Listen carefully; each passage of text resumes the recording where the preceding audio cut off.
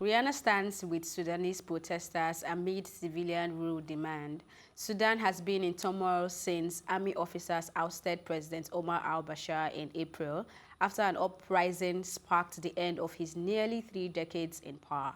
Rihanna gave the activist staging protests backing via her Instagram post. She wrote, and I quote, "With more protests planned for now, I send my heart and I pray for the safety of the Sudanese people.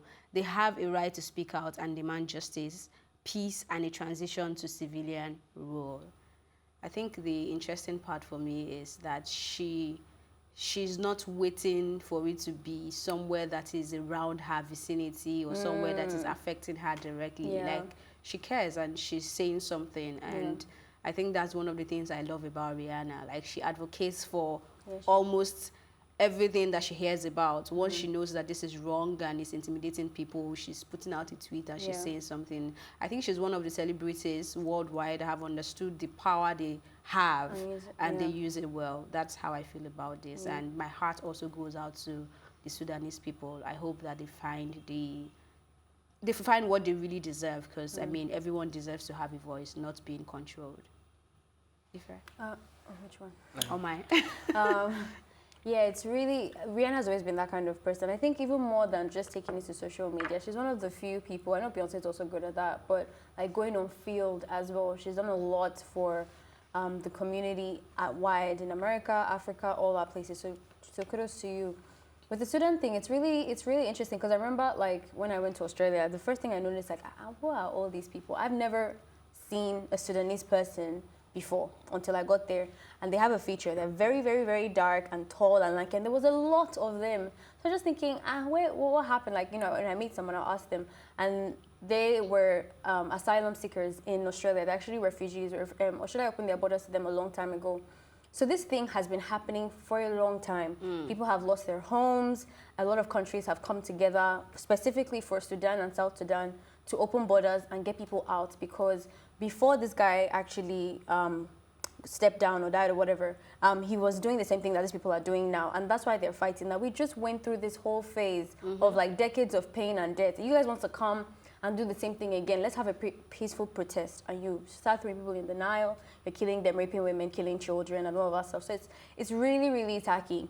My biggest worry about this thing is that there is no international focus on it. Usually when it comes to things like this, the world comes together to help people, like they did with Boko Haram, even though we sent them away. But they came. They came and said, okay, this is going out of hand, let's help. No one seems to be doing that. The conspiracy, it's not really a fact, but the conspiracy theory is that it's because it's Islamic. And you know that the media likes the whole portrayal of like Islam being like terrorists, so they're letting them have that thing. If you go to CNN or BBC or the other big sites, you have to go to the background to check any information on these people. We're not doing much. I mean, a building broke down and everyone seems to come together. These are people's lives. So I really hope something gets done. Okay. Yeah, so off the back of that, because I was actually going to weigh in on the fact that this is not garnering enough international attention as it should be. Because I can remember when the old Sudan protesting and over 100 people died and over 20 people injured and all of that. A few Nigerian celebrities came out and they were like, oh, my heart goes out to Sudan, and people came back to say, oh, you're not focusing on the SARS, you're not focusing on this, you're not this, you're...